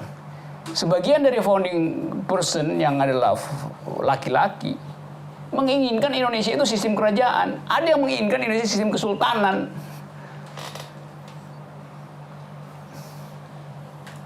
Jadi kita dibikin takut untuk masuk di dalam debat pluralisme dengan menganggap itu tidak bineka. Loh, bineka itu artinya anything goes itu. Kan itu yang terjadi. Nah, hal yang sama terjadi di kampus. Di negeri, di politik begini, di kampus juga begitu. kurikulumnya standar, nggak boleh ada dosen yang punya imajinasi untuk masukin kurikulum lain gitu. Loh, kurikulum dunia itu berubah setiap 2 detik. Dosen yang gagal buka YouTube hari ini itu langsung jadi bego besok tuh. Gitu kan? Jadi kebinekaan itu apa? NKRI harga mati, Pancasila. Gak ada yang harga mati di dalam dunia yang hermeneutis hari ini. Tidak mungkin ada harga mati. Jadi dipolitisir semua kan jadinya. Itu yang bikin IQ bangsa ini setiap 10 menit turun 10 poin. Kalau ada pejabat ngomong, apalagi presiden ngomong, drop IQ-nya. Karena nggak ada tadi countervailing forces, ideas di dalam masyarakat. Nggak ada. Jadi ada kritisisme yang berhenti dalam publik kita. Karena feodalisme masih kuat segala macam. Pers misalnya, ini Presiden Jokowi bawa keluarga, pers tuh nggak bicara tuh. Loh, itu standar etik di dunia itu nggak bisa Anda bawa keluarga di dalam kunjungan kenegaraan. Masa G20 dihadiri oleh keluarga, kan nggak bisa. Pakai pesawat komersil biasa. Tapi kan nggak ada tuh pers ngomong tuh. Sementara dalam soal lain ribut itu kan. Jadi ada semacam, saya sebut aja, saya cari istilah yang enak ya. Semacam kedunguan permanen. Iya, pada publik itu. Mau siapapun, maka yang ribut sekarang adalah anak presiden ngomong besok. Justru itu diributin oleh pers. Ya ilah, itu bercanda kecil begituan, bercanda anak-anak diributin kan. Dianggap penistaan. Apa itu? Jadi kontroversinya, you lihat itu kan. Isu yang sebetulnya sepele. Jadi YouTube setiap hari orang ngomong begituan tuh. Ngapain? Dulu polisi mulai periksa itu sekali. Akan kita periksa, ngapain polisi komentar akan kita periksa? Orang bercanda di YouTube ya udahlah. Saya cuma kasih ilustrasi tadi tentang kedunguan permanen yang menyebabkan ini makin membesar nih. Nanti ini bisa begini nanti nih. Tuh, karena gini, maka tinggal segini nih. Apa itu etika feminis? Apa itu ethics of care? Nih, ethics of care, kill. Nulisnya pun nggak bisa dibaca tuh kan. Jadi saya katakan tadi bahwa kita mesti kasih tahu ini absurd itu. Tadi saya kasih contoh tuh bahwa isu publik menjadi absurd karena fungsi pers untuk menghasilkan ethics of care pada the citizen nggak berlangsung. Akademisi juga begitu, universitas juga begitu. Di mana-mana juga dosen-dosen bodoh di UI banyak banget sekarang. Hanya karena politik Jakarta dosen jadi bodoh, bukan bodoh sebetulnya, makin bodoh itu. Emang dasarnya udah bodoh. Gitu. Pers juga begitu, redakturnya bodoh-bodoh tuh. Kalau saya ngomong begini, arogansi laki-laki lagi ya. Enggak, ini saya stating the fact saja. Kayak ada yang lain? Oh, oke, ada. Ya, silakan. Oleh gerakan feminisme yang perempuan di Korea itu, beberapa feminis yang saya kenal mengkhawatirkan male feminis hanya akan menjadi tools sebagai laki-laki untuk kembali meminggirkan perempuan dan mengekspansi ruang-ruang feminisme. Pada akhirnya laki-laki kembalilah yang akan menjadi center poin feminisme itu tadi. Selain itu ada sejumlah kejadian pula di mana laki-laki mendeklarasikan dirinya sebagai feminis justru abusive dan seksis. Jadi bagaimana supaya male feminisme itu tetap bisa berkembang tapi tidak lantas kembali violent terhadap perempuan? Ya itu yang terjadi juga di belahan bumi yang lain, mencurigai pseudo male feminis dalam upaya untuk ngepung isu feminisan. Di beberapa negara yang mengalami booming ekonomi, muncullah yang disebut beauty industrial complex itu. Beauty industry, BIC, kompleks industri kecantikan itu. Yaitu semacam persekongkolan antara talk show TV, dokter kulit, dan perusahaan farmasi. Dan itu disebut beauty industrial complex. Jadi kecantikan itu disponsori untuk dijadikan fasilitas promosi dengan mendesain khusus parameter-parameter kecantikan. Nah, dalam banyak studi, beauty industrial complex itu adalah produk dari sistem berpikir patriarki. Karena normanya diatur oleh standar laki-laki itu. Operasi hidung juga adalah parameter yang bisa dipakai untuk masyarakat Korea tentang apa yang disebut beauty industrial complex itu. Sementara di negara yang lain, pria justru ingin memperpendek hidungnya yang terlalu mancung itu karena mengganggu secara anatomi, mungkin mengganggu. Jadi standar kecantikan itu juga bisa sama dengan standar kesehatan, bisa dimain-mainkan oleh kalau tadi ini beauty industrial complex, oleh farmakopolitik tingkat dunia. Tadi saya kasih contoh soal kolesterol misalnya.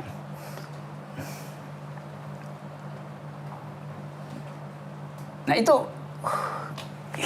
kan kita mesti lihat apa itu hak, misalnya kalau si perempuan bilang ya saya berhak untuk mengatur tubuh saya itu. Iya tentu, ethics of right bilang begitu.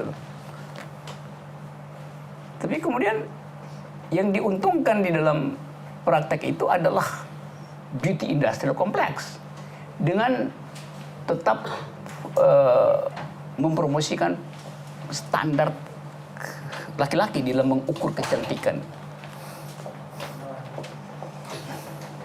Nah, saya nggak tahu apa itu tadi fenomena di Korea Selatan menurut Ayu yang menyebabkan ada semacam pesimisme untuk menghasilkan atau the revivalism of feminist ethics dalam masyarakat Korea tuh. Atau ada faktor yang tiba-tiba tadi saya pakai istilah menjadi absurd karena satu peristiwa politik kecil. Misalnya Perdana Menteri Korea yang adalah anak dari Park Chung-hee yang kemudian ditangkap karena korupsi itu. Anak dari pemimpin otoriter Korea Park Chung-hee dulu. Yang memang membawa Korea pada semacam stabilitas sehingga ekonomi bisa tumbuh tuh. Tapi kemudian anaknya memanfaatkan jabatannya dengan teman perempuannya untuk memeras beberapa korporasi besar di Korea tuh. Dan sekarang dia dituntut hukuman seumur hidup. Saya nggak tahu apa itu masalahnya, tapi secara umum saya mau mengatakan bahwa male feminis bisa jadi tempat persembunyian dari arogansi baru. Itu yang mesti kita perhatikan, sehingga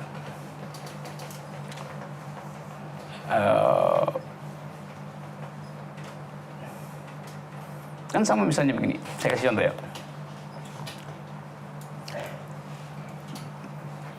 APBD misalnya, anggaran pendapatan dan belanja daerah tuh,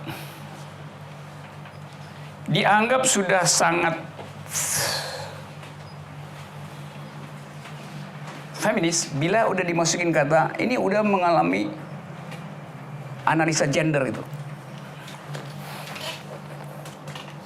Karena mesti comply dengan sistem internasional bahwa anggaran sekarang harus berbasis gender. Oleh karena itu diperlihatkanlah bahwa kebijakan kesehatan di sebuah kabupaten misalnya sudah berbasis gender dengan memperlihatkan puskesmas ada di mana-mana. Oke, sekarang kita analisis satu persatu. Public policy memang berbasis gender dibuat demikian, tetapi akses ke puskesmas itu masih pakai jalan berbatu. Jadi buat apa bikin puskesmas? Kalau untuk bopong ibu hamil itu pakai bak terbuka dan jalan berbatu, dia keguguran 12 kali. Karena perspektifnya hanya mau mengatakan sudah ada puskesmas di sebuah daerah. Terus kalau ibu lagi hamil, kan jalannya kan mesti mulus. Nah itu yang saya katakan tadi, public policy-nya tidak compatible dengan social policy itu. Sama seperti kalau suami Anda misalnya, kalau si suami pekerja dia BPJS, terus dia sakit masuk rumah sakit, maka negara membayar, ya kan? BPJS kan bayar. Iya, 3 bulan dia di rumah sakit dibayar negara, oke bagus. Tapi 3 bulan dia pulang rumah, istrinya udah jual rumahnya. Ya karena dia masuk rumah sakit diongkosin, nah yang di rumah nggak diongkosin negara. Kan ngaco polisi itu kan. Jadi hanya dipikirkan satu aspek. Karena dia sakit, negara biayai. Dia nggak tahu bahwa yang sakit itu adalah breadwinner-nya rumah tangga, pencari nafkah. Karena itu mesti juga nafkah keluarga disuplai oleh negara. Kan gak ada gunanya dia keluar sehat, terus istrinya bilang rumahnya udah saya jual tuh. Karena 3 bulan kamu di rumah sakit, nggak ada ongkos. Jadi ethics of care itu dihitung secara komprehensif tuh, bukan sekedar memperlihatkan bahwa udah ada fasilitas yang memperlihatkan kita udah care gitu. Iya care, tapi care yang sifatnya tadi utilitarian, bukan yang sifatnya feminist ethics, bukan feminist based ethics itu. Oke, ada yang lain? Yap. Mencoba untuk menantang 2 tradisi etik yang itu ya, ethic of rights dan ethic of caring. Ethics of right ini kan basisnya fairness, sementara yang satu basisnya caring motherhood gitu ya. Nah, menurut teori ini namanya moral intuition theory, itu dia 2 tradisi etik ini didasari oleh tradisi kebudayaan individualistik yang lebih prevalen dalam kebudayaan Barat. Sementara di dalam kebudayaan Asia yang sebenarnya jauh lebih kolektivistik daripada kebudayaan Barat itu yang lebih penting daripada itu adalah tradisi ethics of loyalty, ethics of benevolent authority, dan ethics of sanctity atau purity. Di kebudayaan Asia di mana relasi itu lebih penting daripada individu itu dianggap lebih penting. Jadi kalau menurut Mas Rocky Gerung sendiri, kira-kira kritik teori ini tuh gimana ya? Maksudnya kalau seandainya kita berdiri dalam posisi ethics of care, gimana caranya untuk benevolent authority itu, saya nggak pernah dengar istilah itu. Yang saya dengar ada benevolent dictatorship. Dan justru itu yang disebut sebagai nilai timur yang dipraktekkan oleh tadi Park Chung-hee, dipraktekkan oleh Soeharto, dipraktekkan oleh Lee Kuan Yew. Yang disebut Asian values itu. Yaitu yang penting Anda jangan kritik pemerintah, saya akan jadi orang baik. Jadi kalau kita transformasikan psikologi itu ke dalam politik, jadinya adalah benevolent dictatorship. Dan itu yang diklaim sebagai sumbernya adalah Confucianism misalnya. Loyalty, oke, loyalty, tetapi jangan kritik. Karena pemerintah knows better. Nah, ethics of care, dasarnya awalnya adalah relasi antar personal tuh.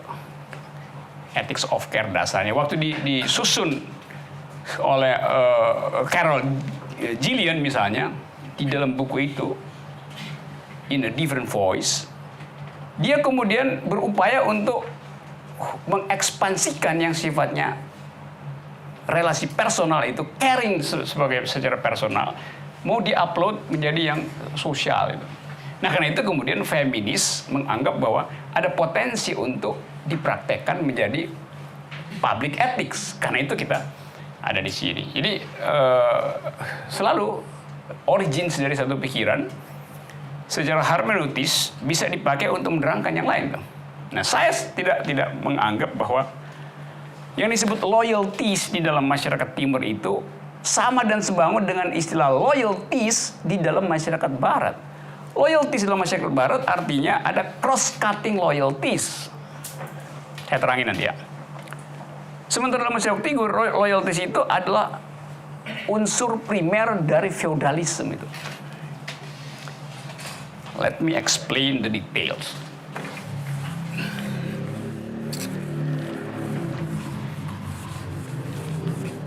Kalau saya loyal pada Anda, basisnya adalah prinsip pacta sunt servanda. Dalam bahasa Latin namanya pacta sunt servanda. A pact must be served itu. Perjanjian itu harus dilaksanakan. Itu dasar dari loyal. Jadi saya loyal pada Anda loyal pada saya karena diikat oleh prinsip ini, oleh moralitas ini. Pacta sunt servanda ini. Tetapi loyal di dalam pengertian Timur itu loyal versi feodal kan, loyal karena ada hubungan patron klien itu. Kan nggak ada konsep individu kan di dalam masyarakat Timur kan. Yang ada adalah kolektivitas itu, atau communitarianism atau komunalisme itu. Jadi otonomi saya atau identitas saya hanya mungkin saya pelihara sejauh diizinkan oleh komunitas. Dan itu adalah patriarki. Karena apa? Karena ada pemimpin ada pemimpin komunitas. Di tingkat paling tinggi pemimpin komunitas itu namanya kepala suku, kiai. Apalagi? Yang nggak bisa kita tuntut pertanggungjawabannya berdasarkan prinsip pacta sunt servanda. Kenapa? Karena saya tidak bikin perjanjian dengan dia, saya terikat pada proteksi dia tuh, maka saya loyal pada dia. Ethics of care bukan di dalam rangka itu. Nah, benar tadi yang dikatakan kawan tadi bahwa iya ada orang yang menganggap bahwa laki-laki itu mengatakan saya ethics of care loh, kenapa? Kan gue peduli banget sama lu. Lu kemana-mana gue jemput itu. Jadi dia, lu bikin skripsi gue petikin. Yang penting kan ada semacam dalil, ya kan? Lu perlu literatur, gue colong bagian palsu di lips apa itu? Gitu-gitu. Ya, lips scan. Nah jadi benar yang Anda sebut tadi bahwa di psikologi, ya kan Anda pakai istilah psikologi maka seolah-olah istilah loyalties itu tidak bermasalah. Tapi karena saya mau uraikan itu dari sudut ada political screen, ada tirai politis di situ. Saya terusin dulu ya, dikit ya. Joe. Ini saudara Joe, ini saudara Rocky, ini saudara Abi. Abi seorang feminis. Rocky, padahal saya yang mau feminis, tapi nggak bisa lagi kan Abi udah.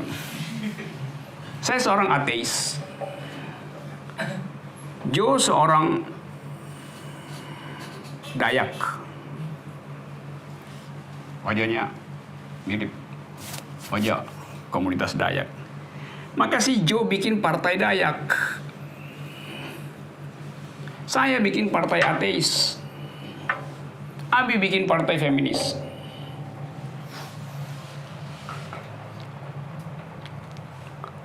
Masyarakat semacam ini adalah masyarakat majemuk yang tidak plural. Ethics of care nggak bisa tumbuh di sini. Ethics of care hanya bisa tumbuh kalau dalam pemilu nanti si Joe yang orang Dayak tidak memilih pimpinan Dayak, tapi memilih seorang feminis. Karena dianggap pimpinan saya patriarkis misalnya. Atau saya justru tidak memilih seorang ateis karena saya memilih orang Dayak, karena gue lebih senang kehidupan alami orang Dayak misalnya. Jadi ada loyalitas silang dalam masyarakat. Ada cross-cutting loyalties itu. Loyalitas silang. Ini yang rasional tadi. Jadi psikologi tidak bisa mendeteksi ini. Saya bisa. Pertanyaannya Lola, jika ethics of care memiliki gagasan interdependensi antar subjek, dan dengan demikian subjek mengemban tanggung jawab terhadap orang lain atas pilihannya, apakah artinya nilai-nilai ethics of care menjadi sangat strategis untuk mendidik nilai-nilai toleransi, mitigasi konflik, atau upaya peace building? Lalu pertanyaan kedua, kalau misalnya ethics of care merupakan respon dari pengalaman, bagaimana laki-laki bisa mengadopsinya secara penuh? Gitu Pak, terima kasih. Yang kedua pasti nggak bisa, karena dia udah mulai dengan satu postulasi. Kalau berdasarkan pengalaman, laki-laki merumuskan injustice bukan atas dasar pengalaman, tapi atas dasar doktrin-doktrin abstrak tadi. Karena dia dilatih untuk mengabstraksikan pengalaman itu. Jadi saudara Lola, saya mohon maaf dimanapun Anda berada. Yang kedua itu saya nggak jawab, karena kecuali komentar kecil aja. Sama seperti problemnya tadi siapa tadi ya. Kan itu ethics of care kan itu interpersonal tuh. Bagaimana dia mau diekspansi ke dalam konflik etnis misalnya, konflik agama, konflik negara, segala macam itu. Tadi saya terangin bahwa energi dari feminis justru untuk melebarkan daya eksplanasi dari ethics of care itu ke dalam wilayah-wilayah itu, supaya ada cara baru untuk menghasilkan damai misalnya. Saya kasih contoh cepat-cepat ya.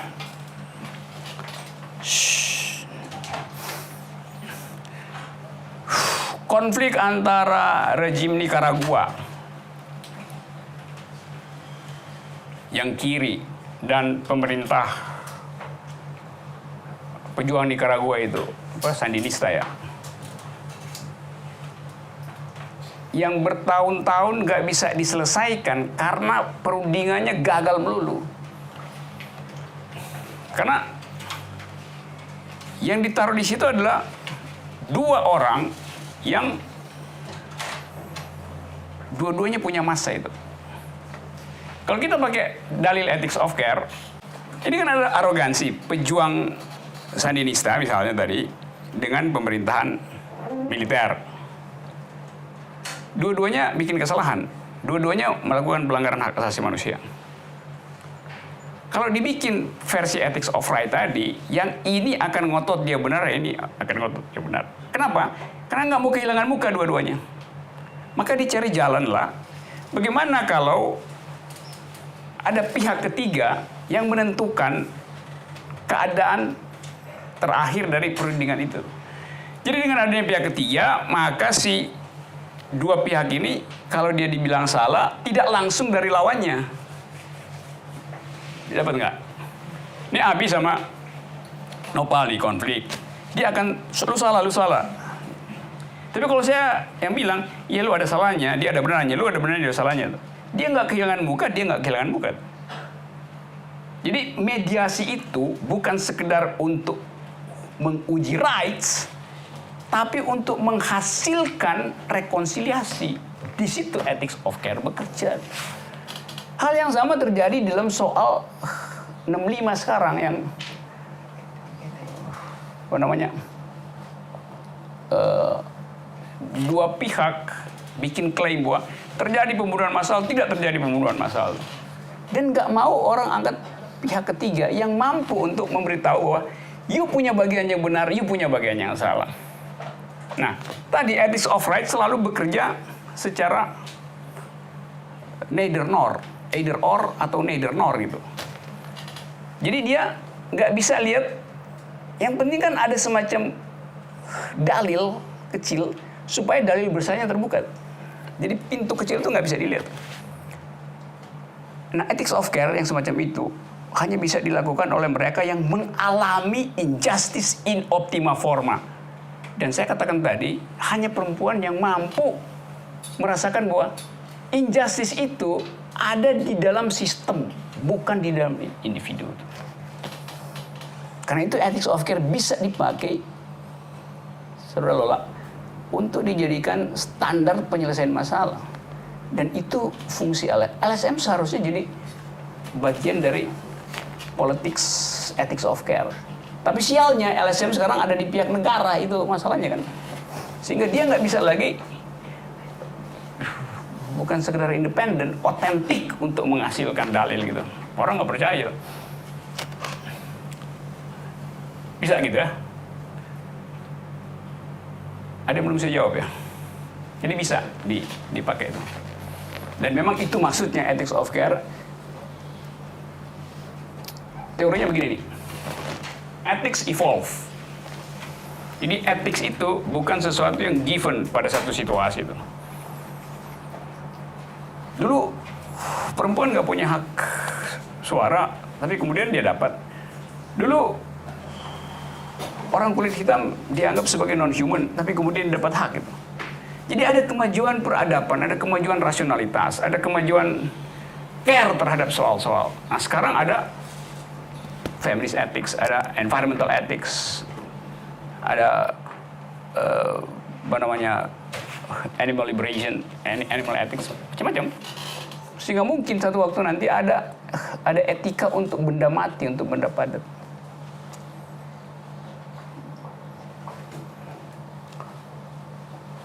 Hak sungai untuk berlekuk, hak bunga untuk mekar, hak mawar untuk wangi, hak mata untuk menangis. Itu satu waktu akan dijadikan etika publik. Kalau hak mata untuk menangis berarti you nggak boleh ada tisu di atas meja tuh. Karena air mata ada fungsinya, yaitu membuat lembab pipi itu. Itu kan digini-giniin kan. Ya ilah tuh, justru biarin dia mengalir supaya lu nggak perlu foundation, pelembab alami kan air mata. Sama seperti orang korek kuping melulu tuh, keluarin. Lu itu fungsi dari lemak telinga untuk melindungi Anda supaya kalau semut masuk telinga Anda, dia nggak akan tembus, dia akan terjebak di dalam lemak. Ini dibersih-bersihin kan, sistem tubuh kita punya kemampuan untuk self-regulasi tuh. Jadi jangan korek-korek kuping gitu, atau pergi ke, apa namanya?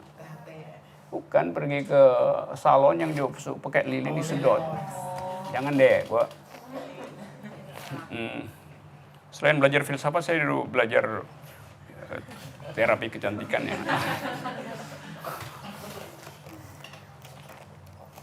Oke, jadi itu soalnya. Saudara-saudara, ada soal lain? Masih ada berapa? 15 menit, 10 menit. 10 menit ada yang lain sebelum kita review. Kepedulian ini kan kayak datang sebagai kritik dari etika keadilan.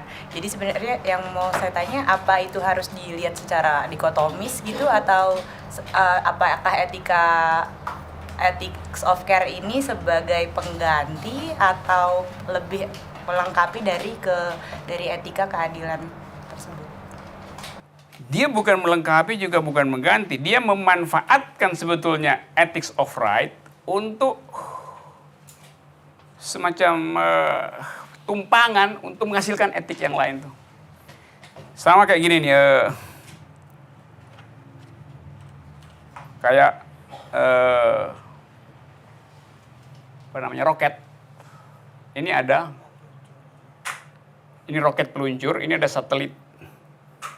Satelit kan numpang di atas roket. Di titik atmosfer tertentu, roket ini harus kehabisan bahan bakar supaya dia jatuh dan satelit ini masuk ke wilayah stasioner. Kan dia nggak boleh nempel terus kan. Jadi diatur demikian rupa supaya ethics of right, kehilangan bahan bakar, berhenti, dan ethics of care bekerja. Kira-kira begitu. Bisa nangkap ya? Sama kayak ini, atau yuk pakai parfum gitu kan. Kan biasanya orang pakai parfum, dia semprot di sini nih. Seret. Laki atau perempuan. Sering parfumnya mahal, tapi akibatnya justru bau busuk. Jadi saya bisa berdekat dengan seseorang, lu parfum lu kok bau busuk ya? Enggak, ini parfum mahal. Tahu parfum mahal, tapi you nggak tahu cara memakainya itu. Karena parfum itu ada alkohol. Alkohol itu maksudnya untuk mengantarkan esens dari parfum itu tiba di kulit. Oleh karena itu mesti kira-kira 20-30 cm tuh. Supaya alkoholnya jatuh sebelum parfum itu tiba di kulit. Enggak. Sebab kalau alkoholnya ikut kena kulit, alkohol akan membakar epidermis kulit. Maka bau busuk, bau terbakar kan. Jadi bayangin parfum dan kulit yang terbakar itu nyatu. Kan namanya norak kan. Dia nggak tahu cara pakai parfum walaupun mahal. Mesti dari jarak tertentu supaya tadi roketnya berhenti, baru satelitnya nyampe. Mesti pada jarak tertentu supaya ethics of right kehabisan energi, baru ethics of care nyampe. Mesti alkohol jangan sampai kena kulitmu agar supaya parfumnya tetap wangi. Gitu.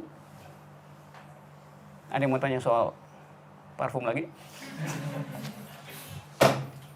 Ya kira-kira begitu metafornya. Jadi ethics of right itu dipakai alas oleh ethics of care. Sebab nggak mungkin ethics of care itu datang tiba-tiba. Dia akan bilang, iya saya perlu itu karena ada soal rights di situ, ada soal sejarah di situ. Tapi saya nanti nggak perlu loh. Sorry ya, ethics of right. Bisa dibilang berarti ethics of care itu melampaui. Enggak, dia nggak melampaui, dia kalau melampaui kan artinya dia masih ada ethics of right itu kan. Tapi ethics of right itu tadi memang harus berhenti karena dia udah obsolete sebagai ethics di dalam kehidupan publik. Tadi saya kasih contoh misalnya, etika publik itu ethics of right, tapi etika sosial ada ethics of care. Sehingga kalau mau pakai etika publik, oke, selesaikan penyakit si kepala rumah tangga itu, yang disebut kepala rumah tangga biasa laki-laki. Iya, selesai sakitnya, tapi rumah tangganya hancur karena ethics of care tidak diperhatikan oleh negara. Negara mesti care bukan sekedar pada si kepala keluarga yang sakit, tapi pada keluarganya yang tidak punya penghasilan selama dia di rumah sakit. Itu nggak dihitung dalam public policy. Itu yang bikin buruk. Jadi negara nggak bisa berpikir secara jurnal perempuan.